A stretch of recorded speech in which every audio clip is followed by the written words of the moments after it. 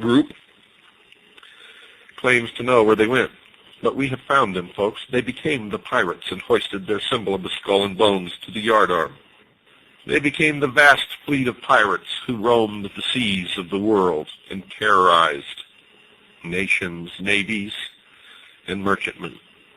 And thus arose, from the initiation rites of the Templars, the initiatory rites of crossing the equator, the international date line, and others, and accounts for the brotherhood amongst the pirates of the world, even to establishing seaports that they owned and operated and where they could always find safety. Those on the land established what they called the Brotherhood of Death. Chapters were formed throughout the world. George Bush was initiated in the crypt, or what is known as the tomb, at Yale, into the Brotherhood of Death, also known as the Russell Trust, also known as the Skull and Bones. The research of many people have revealed what the interior of the crypt, or what is known as the tomb at Yale, the fraternity house of the Bonesmen, contains. And Anthony C. Sutton, in his monumental work, America's Secret Establishment, all about the skull and bones, and one other who wrote a magazine article and published it, revealed the initiation ceremony, revealed that swastikas were found inside the tomb, revealed that the altar is a pile of bones, and that the secret ceremony that George Bush underwent during his initiation was thus. On the day of his initiation, George Bush was conducted through a long, dark passage into an immense hall draped with black. He was able to see by the faint light of sepulchral lamps corpses in their shrouds. The altar, built of human skeletons, stood in the center. Ghostly forms moved through the hall, leaving behind them a foul odor. At length, two men dressed as specters appeared and tied a pink band of ribbon smeared with blood around his forehead. Upon this was an image of the Lady of Loretto. A crucifix was placed in his hand, and an amulet hung around his neck. His clothes were removed and laid upon a funeral pyre in a fireplace, while upon his body crosses were smeared in blood. Then his pedunta were tied with string. That's his genitals.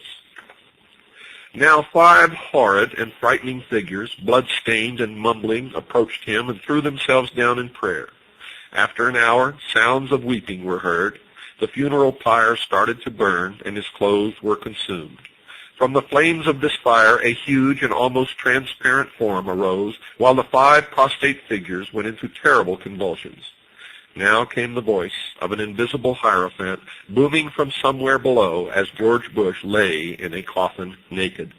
The words were those of these oaths which the candidate had to repeat. Quote, "In the name of the crucified one, I swear to sever all bonds which unite me with mother, brothers, sisters, wife, relatives, friends, mistress, kings, superiors, benefactors, or any other man to whom I have promised faith, service, or obedience. I name the place in which I was born. Henceforth I live in another dimension, which I will not reach until I have renounced the evil globe which has been cursed by heaven. From now onwards I shall reveal to my new chief all that I have heard or found out, and I shall also seek out and observe things which might otherwise have escaped me. I honor the aqua tofana.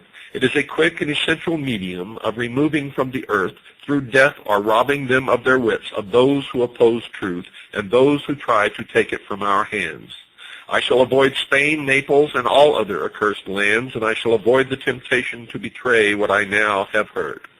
Lightning will not strike as rapidly as the dagger, which will reach me wherever I may be, should I betray my initiation." Unquote.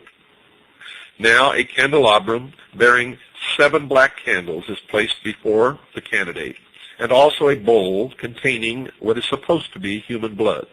He washes himself in the blood and drinks a quantity of it. The string around his genitalia is removed. He is placed in a bath to undergo complete ablution. After this, he eats a meal composed of vegetables. At this time, he is given his new name, by which he will be known to all of the others in the order, the Brotherhood of Death. And with the completion of his initiation, George Bush joined all of the male members of his family in a long line of ancestry, traced from Robert Bruce to the modern day. He took his place in the order, the Knights Templar, Freemasonry, and has worked diligently to fulfill his role in the completion of the plan, the great work, the formation of the New World Order, the one-world totalitarian socialist state, the destruction of all existing nation-states, all existing religions, and enslavement of the mob. The very highest degrees of the order show that the rationalism and materialism of the thinkers who developed it were determined to stamp out belief in religion. God and any faith in a deity, the initiate was told, were human inventions and had no real meaning. Subsequently, this was developed further, and the member who arrived at the highest position, that of Rex or king, learned that he was now equal to a king and that all men were capable of equal advancement. Hence the need for kings over ordinary mortals was an illusion, and at the highest rank the title of Rex Mundi, or King of the World, is assumed.